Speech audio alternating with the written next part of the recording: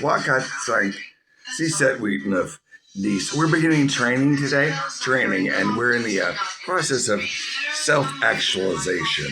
As a disciple of A&W Root Beer, the A&W Root Beer team,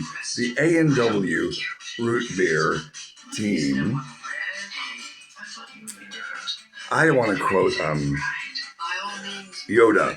He's too old to begin the training. Was I any different when you trained me? Anyway, I'm using this as a background because it reminds me of Jamie Lee Curtis, who I adore in the way. Jamie Lee Curtis is tough and fantastic. She was in Trading Places, and she plays the undercover prostitute. She's not really a prostitute. She's smart. I mean, the prostitutes aren't smart. God, they have to be the smartest. But Jamie's like, let me see your nails, honey. Oh yeah, you are Ivy League. He's got my Harvard sweater, like he went to Harvard. Poor Dan. And Eddie has taken over. Roxanne, you're not. And anyway, but the best part is that Jamie Lee Curtis in A Fish Called Wanda. That's the film. That's Cathcart Towers Hotel. The diamonds are in the safe. The best part is when John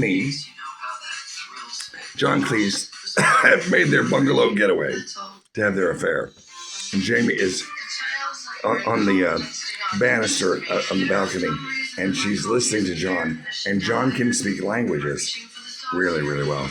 And it makes Jamie's character Wanda get really turned on. And when John speaks Russian, he can speak Russian like, До свидания, Putin, Schleifer, Apollo Creed, до свидания. That's all I know is до свидания, goodbye, or thank you, no. До свидания. And she says, this is why I'm using this. She says, speak it, and she's getting all like trigger-pated and palpitated and on the verge of nirvana, right at the verge of this kind of ecstatic, ephemeral, temporary but sustainable ecstasy of release and joy. And John starts speaking Russian, and Jamie says again, oh, speak it, like this. And so when I hear Meryl as Miranda, it's like it's one of my spirit, because let's dissect and deconstruct the character of Miranda. She's got Warhol's hair. She does. It's like Warhol's hair, like a masculine, feminine, like, oh, I'm here, get out of my way. And it's this shield, so it's like this white shield thing. And then she got the sunglasses that are very kind of Paloma and kind of hi, I'm Yoko. I'm glasses, and she's with it. And what I admire so much is the brain. When she's in the brain, that's it. That's Miranda in a frame of. Notice Cher, Sonny speaking to you. Cher, notice I didn't say nutshell. We don't say that. Cher, what are my twins gonna do with this? Cher, it's a language. This Miranda thing is a language. Speak it. And you can do anything, right? You can do anything, right? You can do anything, right? Kind of this like reverse psychology, this like kind of negative way to inspire action, a negative way to inspire action. Oh, and you can do anything, right? Because I don't really know the limits of your talents and capabilities, Miss Hathaway, and it seems that you're a National Scholar winner too, which I actually share that genre.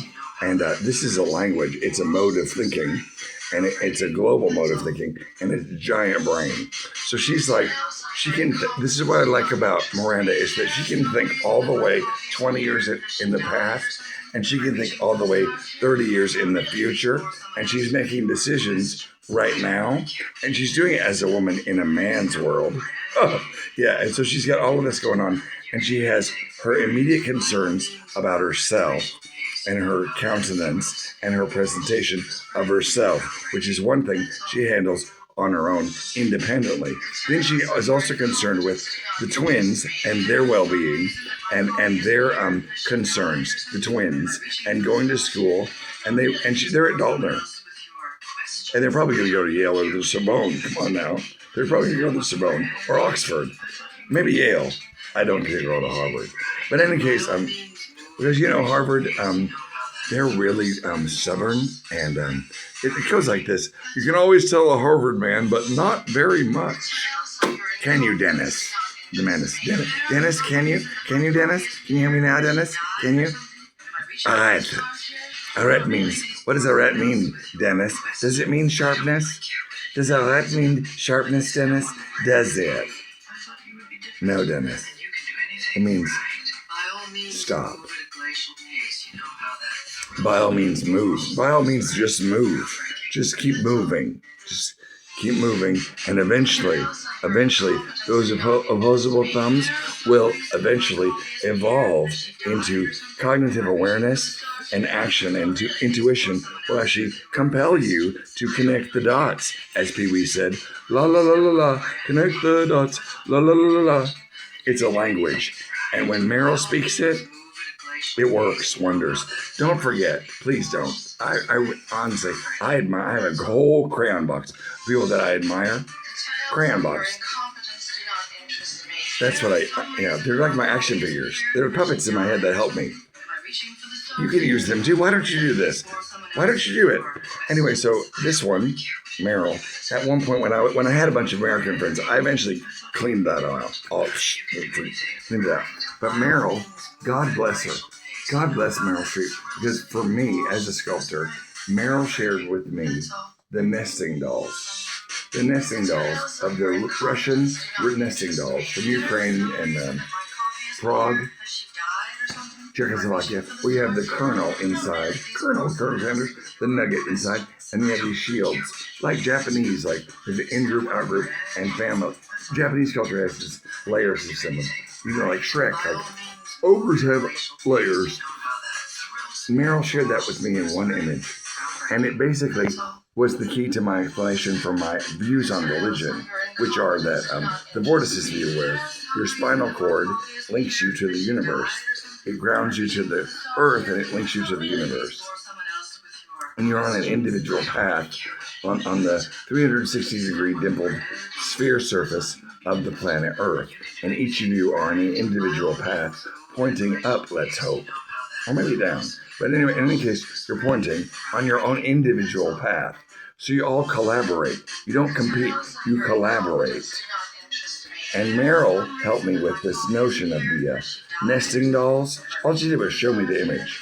Show me the generosity of this artist named Meryl Streep. She's an artist. And the mental traveler. And there's a concept. The mental traveler. Not unlike my other colleague, Laurie Anderson.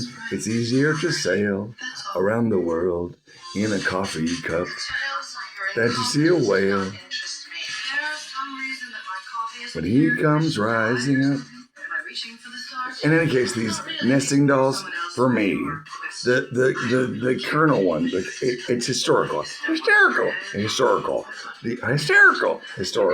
We need some humor. Historical. The kernel is Taoism. Taoism is be. I consider myself a being, a beer, like A&W root beer. A&W root beer, being. Taoism, T-A-O-U, Tao, like the Tao of Pooh. Being, it's the oldest one. The rocks in the river that remain static while time moves on. You never put your foot in the river twice because it's moving. Then we have Taoism, then we have Buddhism, where we know that the human being comes from two different constituents, the egg and the sperm. But once the mixed cell receives the consciousness, once the mixed cell receives the consciousness, that mixed cell, embryo, fetus, or whatever you want to call it, then belongs to the consciousness, not to the egg and sperm anymore. And then that consciousness declares itself. It thinks, therefore it is, and it declares, I am. And in French, we know the phrase I am is with the words je suis. Picasso said, je suis le cahier. That's the name that I adopted, je suis le cahier. So all of you are Jesus. All of you are sons and daughters of God, because how dare you assume that God actually begets? It's the force of life itself, but it doesn't beget. Come on now, come on. So all of us are sons and daughters of the universal energy of the cosmos, and that's why I chose for because I am bored. I am completely bored because I have read all of this since I was a child. 3 sets of encyclopedias as a child. Britannica, Disney, and Childcraft. Not to mention so many National Geographics, I could go blind with stretched and shaped bodies and boobies and whatnot, and neck thing, and all kinds of interesting body sculptures. In any case, at the end of the Disney encyclopedias, for example, we'll notice that there's a bank of faces in a grid format. And in that bank of faces of Mickey Mouse, for example, for the Americans out there, we have Mickey in 1901, we have Mickey in 1902, we have Mickey in 1903, etc. And I learned this at University of Texas at Dallas at the historical history department, where I was this close to failing. History is not my strong point, at least not the essay construction. History is kind of, it's a pile of debris that we have to go back and fix things and sift through and find those little kernels of evidence that point to our illustrations of our cognitive awareness, of how we're putting the fallout pieces of what was left behind into some sort of sense. Therefore, I learned the phrase caught. That means that in this aggregate, these things, like your heartbeat, change over time. So you're seduced into thinking it's the same heartbeat, yet each time it beats, it's beating at a little bit different cadence. It's either evolving or devolving. It's evolving or devolving.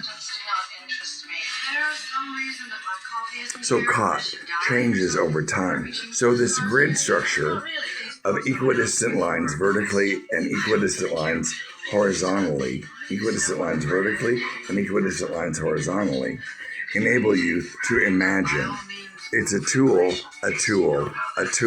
UTL, it's a tool to imagine. It's not some magic, stupid thing of black jackets that stop bullets. It's a tool, a metacognitive tool. Metacognitive is a way to think about thinking, to think about the imagination process at its roots, to think about thinking at its roots. And I don't really care what you think either.